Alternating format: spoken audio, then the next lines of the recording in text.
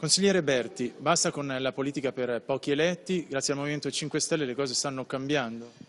Da oggi tutti potranno partecipare alla stesura delle leggi, modificarle, cambiarle, tutti i cittadini del Veneto. Basta con questa politica fatta all'interno dei palazzi, da questa casta chiusa dentro nei palazzi che con il dito ci indica e dice cosa dobbiamo fare. Andiamo a riprenderci i nostri soldi, quei 13 milioni di euro ogni anno dei vitalizi che devono essere aboliti, e lo potranno fare tutti i cittadini del Veneto partecipando alla stesura di questa legge. Come? Perché so che c'è un sito e una possibilità importante, quindi di partecipazione.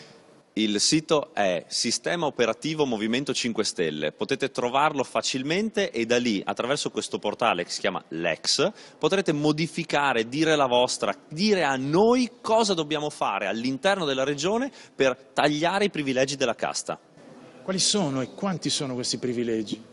Sono enormi, parliamo dei vitalizi, gente che prende 4-5 mila euro al mese, una cosa incredibile e indecente. Pensiamo che un consigliere può arrivare a prendere 8.500 euro netti al mese, questa è una cosa che non deve esistere in un paese civile. Questi stipendi vanno tagliati come noi ce li tagliamo e vanno ridati ai cittadini, come già fa il Movimento 5 Stelle.